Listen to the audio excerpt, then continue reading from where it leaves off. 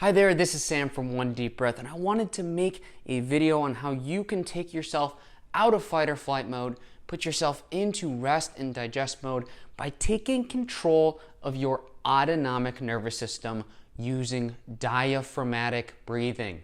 In simple terms, how you can beat stress using belly breathing. Now, before we go over some of the common mistakes that I see people make when using belly breathing and how you can make it a habit, I want to go over the science behind why diaphragmatic breathing works, because I think it's really interesting, and understanding this will give you more of a reason to use it throughout the day. So, how does the breath affect our nervous system? Now, there's a ton of different factors at play. I've made a multitude of videos on how longer exhales or nose breathing and such impacts the breath, but the key thing for us here with regards to diaphragmatic breathing, belly breathing, is to understand that our lungs are intimately connected with the autonomic nervous system. And there are two sides to that. So there's the sympathetic nervous system, our body's fight or flight mode. Then there's the parasympathetic nervous system, our body's rest and digest mode. You've got cortisol and adrenaline over here, great for feeling focused or athletic events. And then over here, you've got more allocation towards recovery, beating stress and anxiety, things like that. Now, the nerve endings throughout the lungs differ on where in which nervous system they're connected to. So for instance, at the top of the lungs, near the chest, by and large connected to that sympathetic nervous system, fight or flight mode. On the contrary, down here near the stomach, near the abdomen, it's connected to the vagus nerve, which stimulates our parasympathetic rest and digest mode, which is why chest breathing, when we're breathing out of the chest and we're stressed out, is generally speaking a stress response. Maybe you've been in an athletic event, you notice you're taking really shallow, heavy, rapid breaths through the chest. That's to pump your body full of hormones, metabolize energy faster so that you can compete and things of that nature. Now, on the other hand, if you breathe out of your stomach and you allow air to fill all the way down in this area and really engage the diaphragm, which is that muscle that is actually doing the work when you belly breathe, you instead pump that vagus nerve, activate the parasympathetic nervous system. So chest, fight or flight, stomach, rest and digest. It's also worth noting the actual delivery of oxygen throughout the body near the abdomen is considerably more efficient as well. So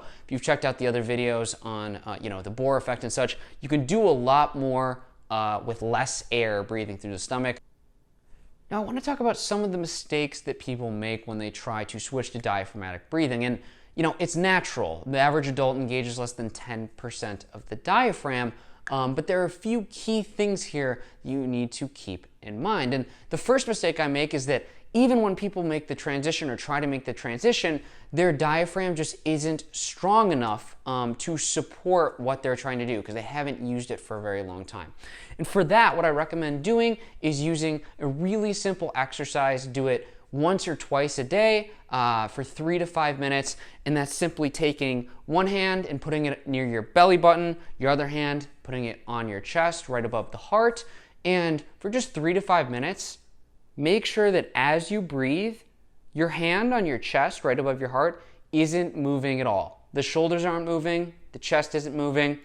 Meanwhile, your hand down here in the belly, doing all the work. It is going in and out. So on the exhales, it's contracting inward, and on the inhales, it's kind of rising outward, right? And just do that 3 to 5 minutes a day. You can even, as you get a little bit better, apply a little bit of pressure or resistance on the inhales and work it a little bit more. You can squeeze it out a little bit more on the exhales. Again, just stretching it, starting to work this muscle that for most of us is chronically underused. Now, when it comes to maybe you catch yourself breathing on your chest throughout the day, when it comes to actually taking a diaphragmatic breath, a lot of people actually struggle with the inhale portion of that.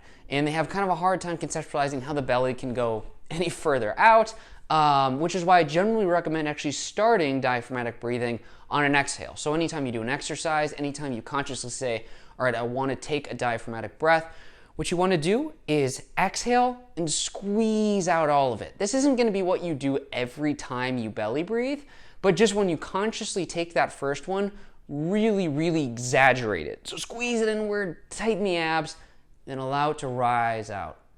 Now squeezing in again, right, with the belly. And that's a very easy way to kind of pump that vagus nerve really quickly, take yourself out of fight or flight mode, and make it a conscious habit of trying to use the belly. Now, the third thing I want to talk about, and I made a full video on this as well, is when you take deep breaths from now on, don't do kind of the stereotypical deep breath where you arch your back, round your shoulders, and puff your chest out. Take a huge deep breath in through the chest. Don't do that.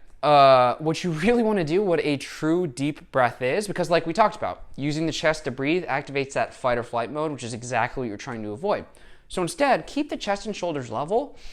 Take in, however much air feels comfortable, but keep them totally level. Deep breaths are great as long as they're truly deep breaths in the sense that they're getting all the way down to the bottom of our lungs, and engaging that diaphragm. So that's the last tip I have for you. Diaphragmatic breathing, one of the best resources out there when it comes to improving your health with the breath, and really probably my favorite tactic when it comes to reducing stress, beating anxiety, panic attacks, stuff like that. So hope to see you again soon. Thanks for the time.